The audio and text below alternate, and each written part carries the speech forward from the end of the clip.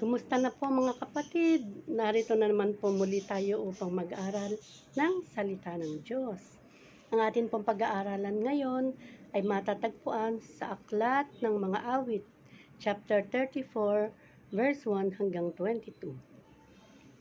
Ang pamagat po nito, pagpuri dahil sa kabutihan ng Diyos, katha ni David nang siya'y palayasin ni Abimelech, matapos magkunwang nasisiraan siya ng bait.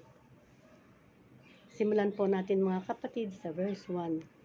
Sa lahat ng pagkakataon, si Yahweh ay aking pupurihin. Pagpupuri ko sa Kanya ay hindi ko papatigilin. Aking pupurihin Kanyang mga gawa. Kayong naaapi, makinig matuwa. Ang kadakilaan niya ay ihayag, at ang ngalan niya ay purihin ng lahat. Ang aking dalangin dininig ng Diyos. Inalis niya sa akin ang lahat kong takot. Verse 5.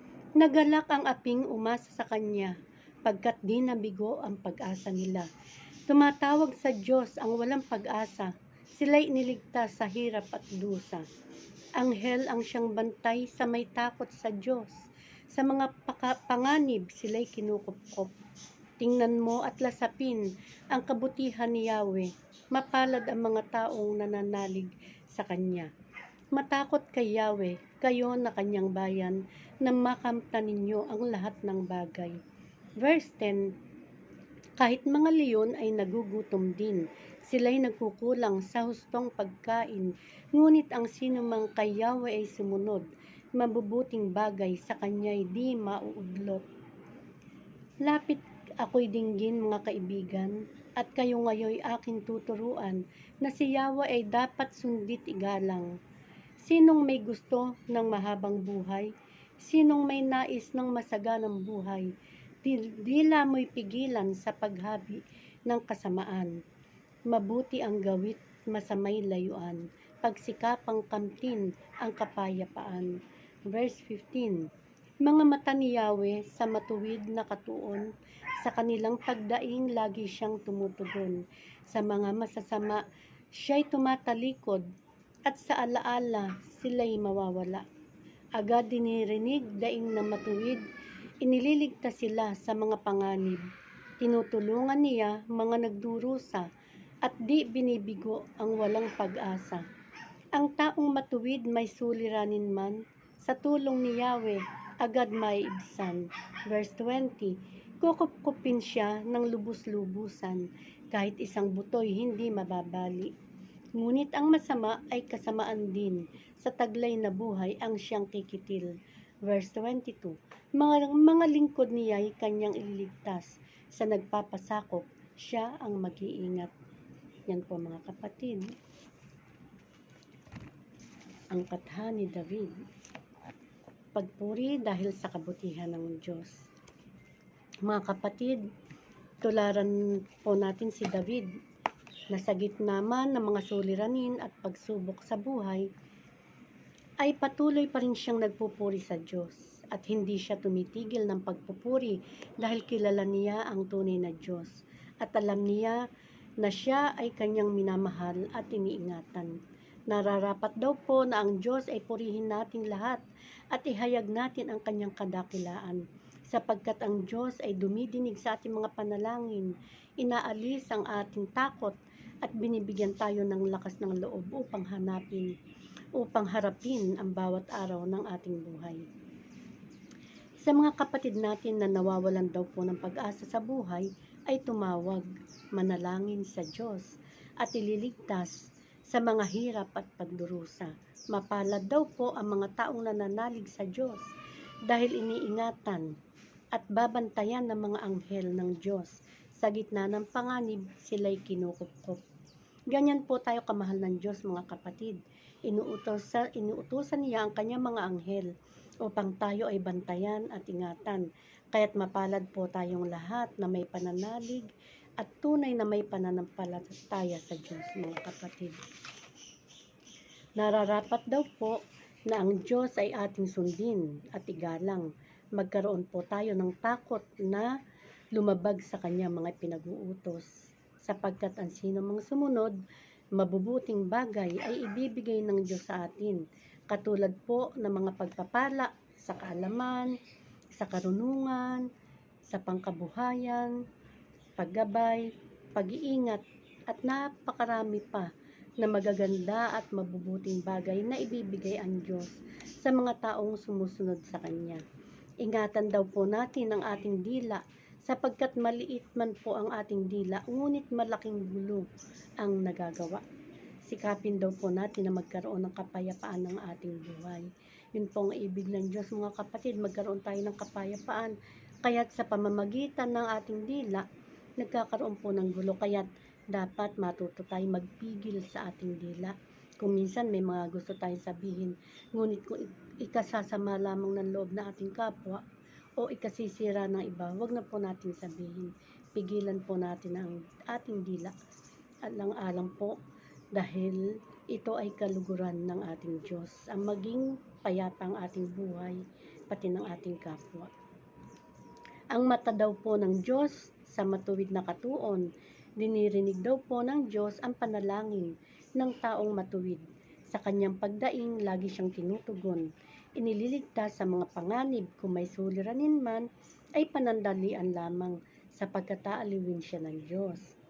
Kukupkupin ng lubos-lubusan at patuloy na kanyang iingatan.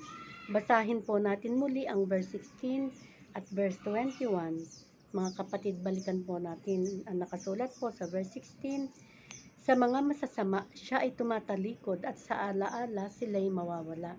Verse 21.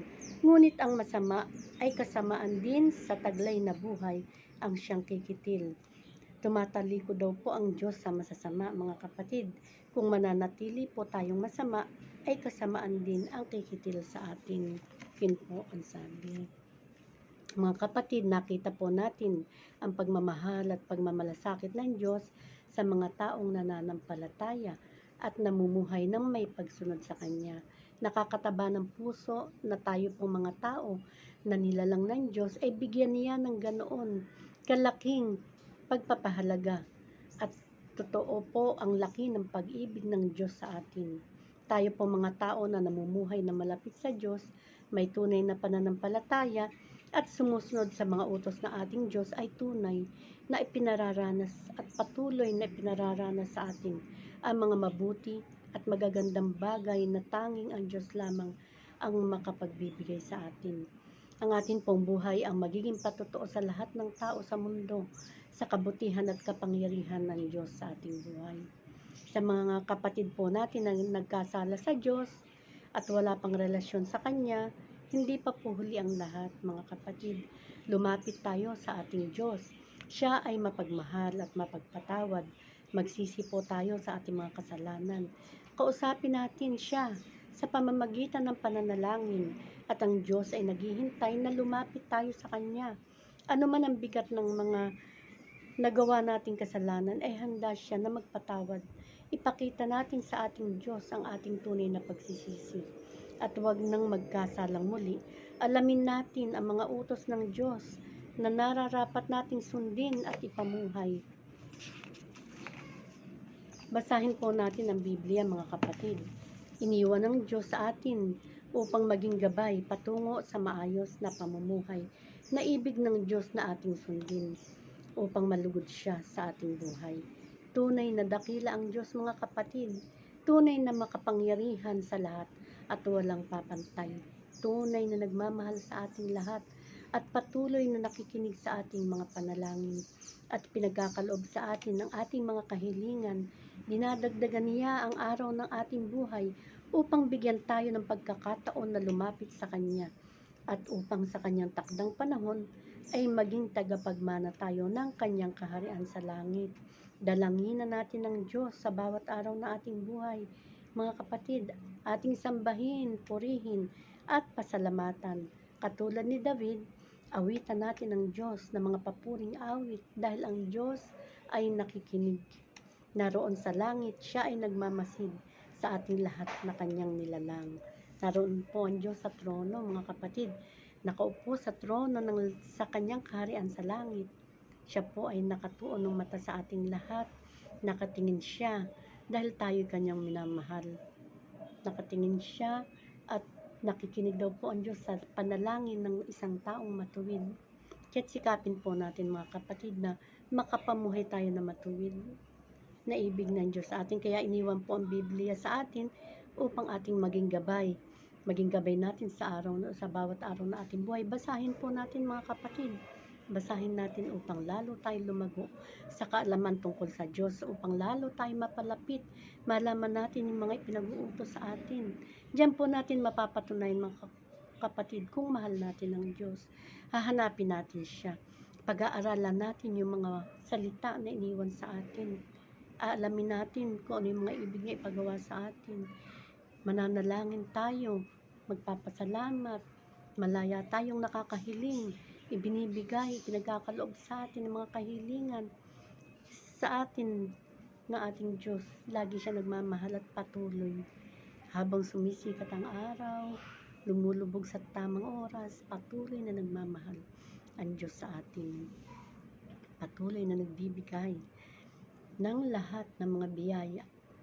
At gayon din po, kaya tayo binibigyan pa ng dagdag na buhay. Pinagkakaloob niya yung buhay, nagigising tayo sa bawat umaga. Malaking pasasalamat po natin yan. Ibig pong sabihin, binibigyan tayo ng pagkakataon ng Diyos na makalapit sa Kanya, makapagsisi ng ating mga kasalanan. Dahil ibig ng Diyos, sa takdang panahon, magmana tayo ng kaharian ng langit. Kung saan siya naroon, makakasama natin siya. At ganyan po, ang Ama na nasa langit, ang Panginoong Jesus, na kanyang bugtong na anak at ang mga anghel. Ganyan po tayo kamahal ng Diyos mga kapatid. Kaya't mamuhay po tayo ng malapit. Hanapin natin ang Diyos sa bawat araw na ating buhay. Dalanginan, pasalamatan, purihin, sambahin, awitan. Yan po mga kapatid.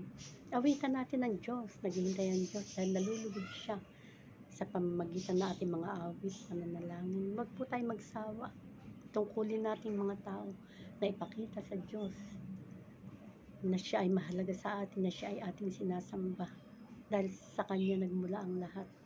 Siya ang nagbigay ng lahat-lahat sa atin, pati ng ating buhay. Ipakita natin na minamahal nating tunay ang ating Diyos sa pamamagitan ng pagsunod, pananalangin, pagbabasa ng Biblia, pasasalamat, pagpupuri, pag-awit. Awitan po natin siya, gamitin natin ang ating boses, ang ating tinig sa pagpuri sa Kanya. Ang Diyos po ay naghihintay at nakikinig. Siya ay mapagpatawad at mapagmahal. Yan lamang po mga kapatid. Ingat po kayong lahat. I love you all with the love of the Lord. God bless.